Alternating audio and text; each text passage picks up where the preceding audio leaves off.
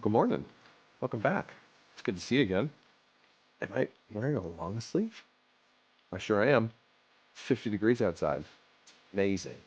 Brisk. It's nice and cool. We're getting closer to fall weather, the best time of the year, handedly, and nobody can argue otherwise. Now, here in Cincinnati, we have this thing called false fall that happens every year, and I am very confident that we are squarely in the middle of that right now, which means that by about this time next week, it should be back to about 90 degrees again for a short little while. It seems to happen every single year, but we're going to take what we can when we can.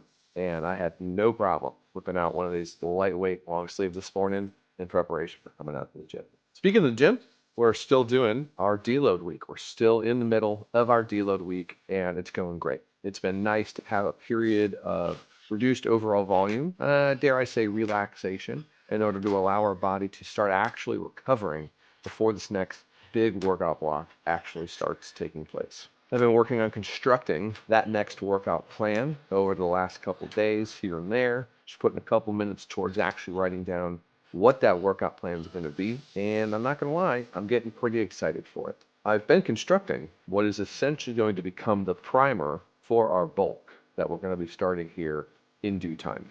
I wanted to formulate a workout plan that was going to mirror as close to possible the flow of workouts that I'd like to be doing during that bulk period. So this workout that I'm constructing is an attempt to essentially create the beta version of that, test the waters, make sure we're happy with everything, and get everything set in place for a nice 6-week cycle of working out and deload weeks.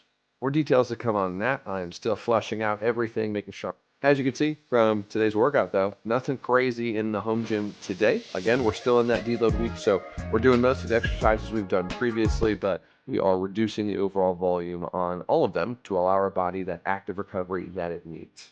Notably, I have actually increased the amount of sets we're doing on the incline bench. I had been doing incline bench and dumbbell flies, but rather than only doing like one set of dumbbell flies and 2 or 3 sets of incline bench, I've just added an additional set on the incline bench to make it so that we're doing 4 total sets of incline bench with no dumbbell fly work. No need to get everything torn down and set back up just to do one exercise with dumbbell fly. We can just crank out that extra set on the incline bench and get in the volume that we need there for our pecs on the bench. Gonna keep it at 185. We'll see how that treats us. I think it'll be fine for all 4 sets, but I also don't want the intensity to be too crazy high.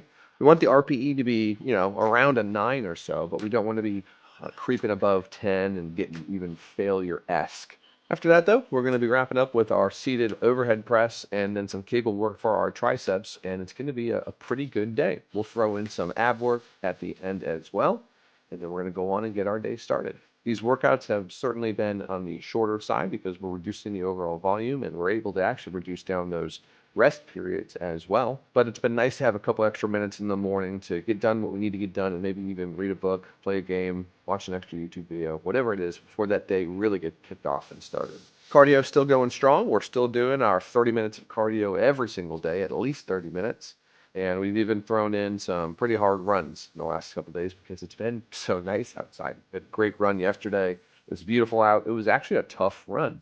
I wasn't feeling 100%. I felt fine, but my body was definitely struggling to maintain a good pace on that run. Albeit I had a toddler and a stroller and a dog beside me that made me stop probably 6 times on that 3-mile run. So it was slow overall, no matter what. But we still got our heart rate up, really nice, and we were able to complete a solid run in some beautiful weather. Well, that's enough dilly-dallying. Let's get this workout started. We've got some meadows, incline, lateral raises to start with and to get warmed up with. So I'll see you over there.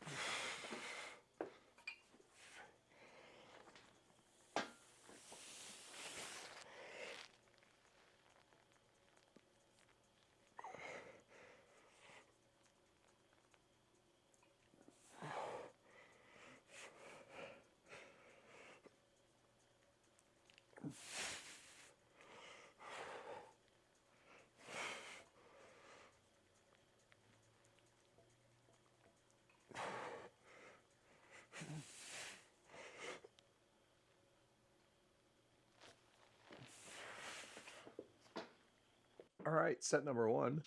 Warm up went really well. Feeling pretty good. Let's push some weight.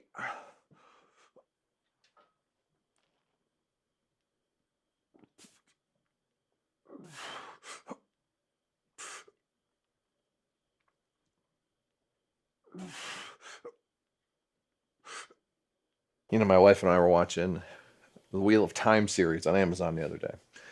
She's never seen it before, never read it. And last night, when we were watching it, Moraine, one of the characters in the show, main characters in the show, she said something that really resonated with me. She was talking to one of the other younger figures in the show who she had asked a question to about what her responsibilities were, what the rules that she lived her life by were. And this girl went on to explain those rules, but in the Cliff Notes version, the shorthand version, right? And Moraine, she interrupted her halfway through. She said, no, the full thing. And then she said that quote, words are important, and how we use them is important. What a powerful message, huh? I mean, this book series has been out for decades, literally. These aren't fresh new ideas either. You know, the words we choose, we need to be careful with them. And I've thought that for a long time. I've thought that since at least college, when I took my English and creative writing classes, and I learned how important a single word choice can be. Not just for the sake of brevity, but also for the sake of clarification, ease of access into your thinking, coherence, clarity. It's so important that we pick the right words to adequately transmit what we're thinking and feeling to the other parties that are listening to us. And it can be so hard to pick the right words. You know, in our mind, we can have this well-informed, beautiful intent in what we're about to speak into existence. But then we go to say it, and for some reason, the words we say just don't hit the way we imagine. The people around us, they don't understand it, or they misconstrued it, misinterpret it. They don't hear the true message that we were hoping they would. Now, at times, you're going to have individuals around you who are going to hear what they want to hear. Unfortunately, we can't control that. We can't control the way people act and behave. Perhaps they're looking for a certain thing, hoping to hear a certain thing. Unfortunately, our world seems to be filled with that anymore. Politics seems overrun by individuals only saying what they think you want to hear, and other individuals only hearing what they want to hear to confirm their own biases. It's very difficult to have an open and honest conversation these days and not be completely unable to perhaps change your mind or change someone else's mind. And the words we use can influence that. What we say can influence that. But it's not just what we say, it's how we say it, and in part, the words we're choosing. Whether that's with your friends, your coworkers, your spouses, your children, ultimately how you say what you're trying to convey, what you're trying to accomplish, what you're hoping they hear is going to leave a greater impact than your intent. You've got to take the time to think through those things. So often I see people who are so uncomfortable with that small silence in between things they're saying, jumping at the bit until it's their turn to talk. Those people, perhaps they're not even really listening to what's being said. They're just waiting their turn so that they can speak. But when you're speaking, it's okay as well to take that pause, to take that moment of silence before you speak again, and to actually think about what you're trying to say, what you're trying to convey to your audience, whether that's one person or 1,000.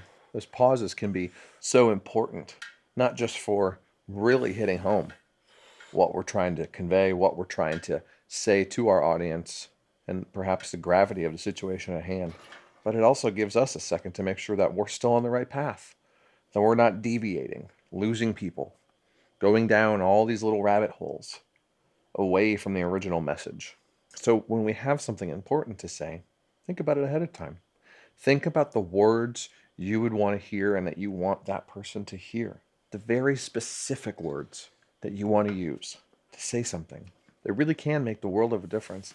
And sometimes they can make someone's day too. Just going a little extra step further to not be so concise, to not be so brief. A well-constructed sentence, phrase, compliment can really go a long way. And so the specifics of specific words, that can really make a difference in someone's day, in someone's life.